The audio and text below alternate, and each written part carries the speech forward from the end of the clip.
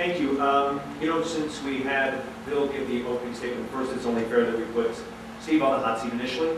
So let's go ahead and, unless there's another panelist from the other side that would like to answer this question. As one of the previously agreed upon questions, the First, Fourth, and 14th Amendments, what are we entitled to? Who would like to answer that? I'll take that if that's all right. I think we're all very well aware of the basic tenet of the First Amendment, the right of free speech, the right of assembly. We are entitled to gather, we are entitled to express our views. But in that entitlement, it is not a 100% license to speak when, where, or how we want. There are limitations placed on the First Amendment right of free speech. Those limitations involve reasonable time, place, and manner restrictions. And so the City of Colorado Springs and the Police Department well recognize and appreciate and encourage the free speech and free assembly rights that are guaranteed to every citizen of this great country. However, the Police Department recognizes also that sometimes that speech, that assembly comes with limitations. And we have to make sure, as members of the public safety body, that our citizens, all citizens, not just those protesting, but all citizens are protected, and that includes those who are protesting or peacefully protesting or engaged in activist activities. The Fourth Amendment protects the citizens of the United States against the unreasonable search and seizure by a government agency. Primarily the police department, they're typically the agency that is involved in any kind of search or seizure.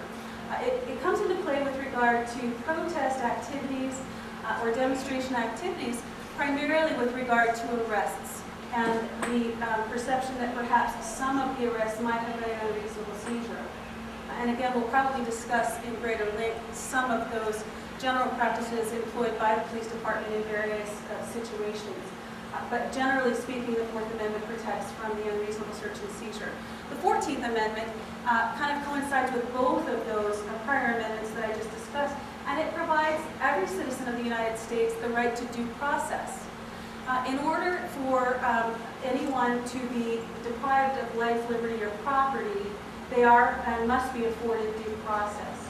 So after an arrest, they are afforded the right to notice of why they were arrested, the opportunity to be heard, in other words, a court proceeding.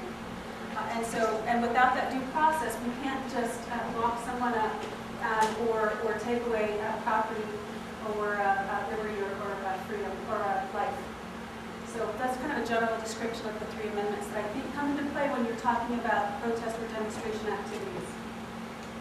Thank you. And Bill, the First, Fourth, and 14th Amendments, what are we entitled to? Okay, first off, I want to remind everyone again that I'm not associated with the group that was a party of the court action, but I am speaking for myself. And in regard to what we're entitled to, I would agree with everything that's been stated, but I would add a little more. I would say that we're entitled to a police department that is thoroughly trained and has a clear understanding of how to interact with individuals that are participating in their freedoms and their rights. I believe that we have an entitlement to a police department that can tell the difference between someone that is actually engaged in their free speech, that is actually engaged in being picked up for one reason or another, and has a knowledge and a method of taking care of those issues.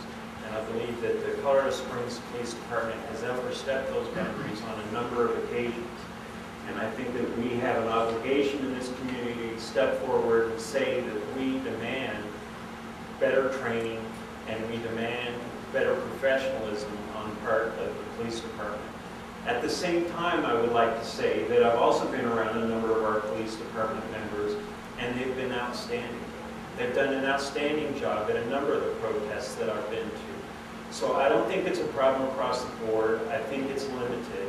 And the majority of our police officers are outstanding. It only takes a few to cause problems, and it only takes a few to wield away at our liberties. It takes a few to make it so that it's more difficult for people to stand up and feel comfortable pursuing their rights. Because if someone's afraid they're going to get arrested or tackled by someone that doesn't have those skills, if someone's afraid that someone's going to come in and take those rights away from them, they're less likely to step forward and try to participate in those rights in the first place. We have the ability to make this a better community and to do that with better police department. And at the same time, we have to recognize that the vast majority of our police officers are excellent. We just need to work with those that aren't, and it probably means an across-the-board training and some scrutiny and supervision of those that are having difficulties working with that at this time. Thank you, Bill.